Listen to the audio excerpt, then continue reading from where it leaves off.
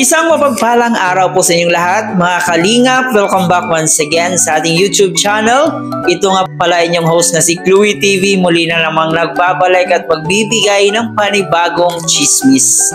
So, yun na nga po guys. Sobrang napaka-trending ngayon ng Danjoy.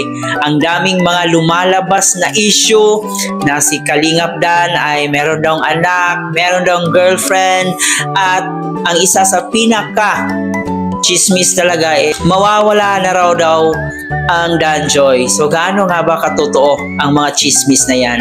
Bago natin pag-usapan at bago tayo magpatuloy, baka bago pa lang po kayo dito sa ating munting channel, please don't forget to subscribe. Paki-hit ang notification bell para every time mag-a-upload po tayo, updated po kayo.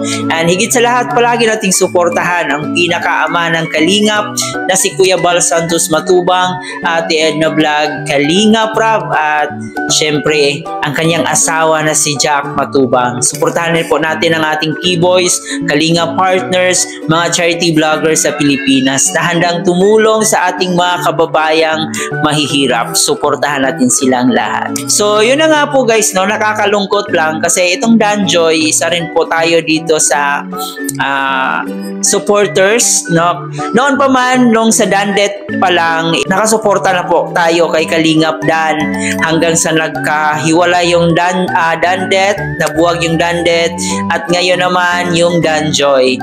Kung di ako nagkakamali, parang nasa 30 plus pa lang yung episode ng Danjoy. And yun na nga po, ang daming nagalit, ang daming nadismaya, especially daw doon sa mga sponsors ng Danjoy kasi parang sinasabi nila na niloloko lang nila yung mga tao, parang sinasabi nila na for the vlog nga lang talaga. So wala talaga daw ang katotohanan.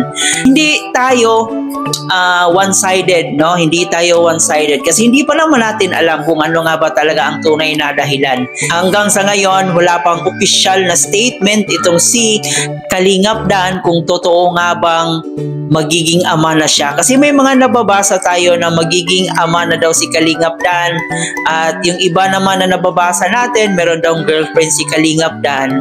So hanggat wala pang official statement si Kalingap Dan, huwag po tayong maniwala sa mga chismis na yan.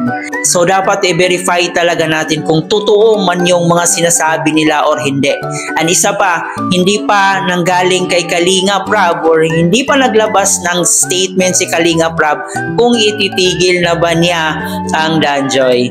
Pero aside from that guys, siguro nakakalungkot siya isipin kasi kung tutuusin, sobrang matagal na rin po ang Danjoy. Matagal nang nagpapakilig sa atin, and alam din naman natin na matagal na itong si Joy Diwata sa Kalingap, no? Noon pa man yan, namamayagpag na yan si Joy. Kahit wala yung love team, talagang ang daming nagmamahal dyan. Sumikat siya lalo nung naging tambalan or nagkatambalan silang Dan, yung tinatawag na Danjoy. At hanggang sa maraming mga sponsors, maraming mga supporters, maraming mga reactors ang gumagawa ng reaction dito sa Danjoy. At hanggang sa naging sila, no? Hanggang sa inamin nilang dalawa na officially na silang mag-jowa. Sobrang ang saya ng mga fans, sobrang ang ganda na nangyari.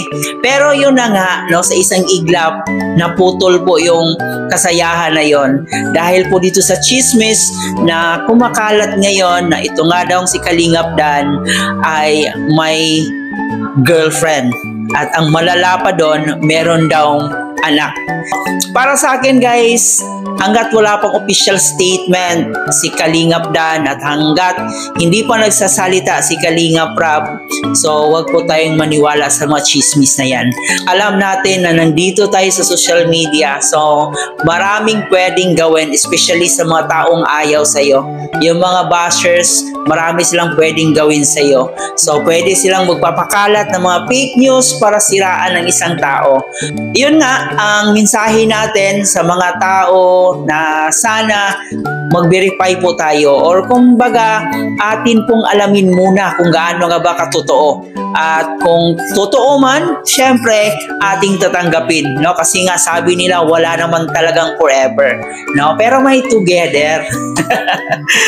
So nakakalungkot if ever man na magiging totoo yung mga chismis nila. Pero sa ngayon, wala pang official na statement si Kalingap Dan, so wag po tayong maniwala agad, di ba?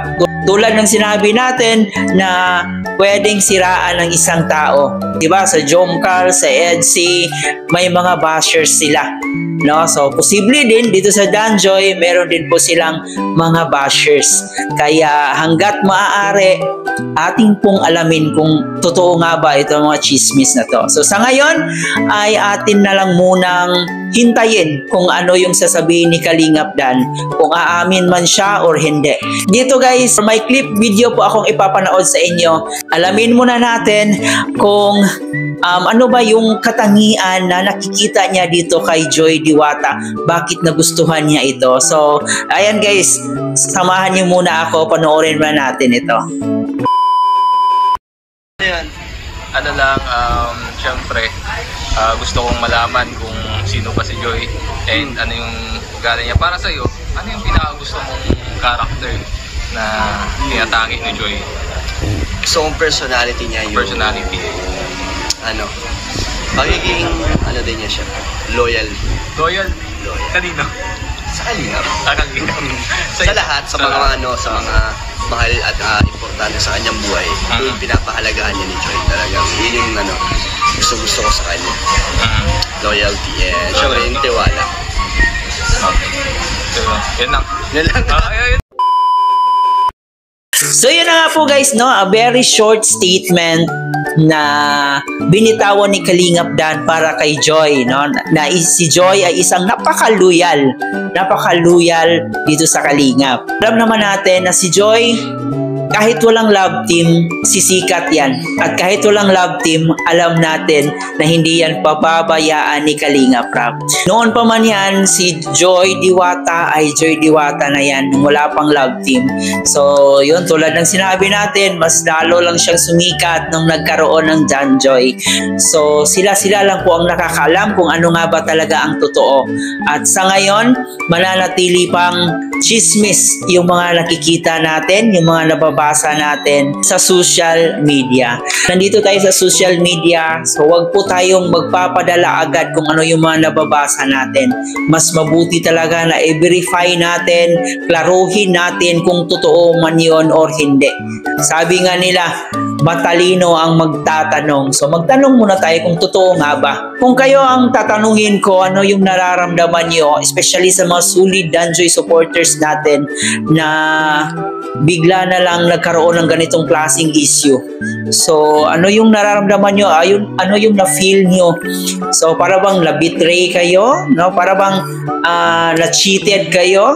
So i-comment nyo po dyan sa ating comment section. So muli po ulitin natin, wala naman talagang forever pero may together. So bilang isang Kalingap ay naway suportahan na lang natin kung ano yung pwedeng mangyari. Okay? Sabi nga nila, pag may mawawala, may darating.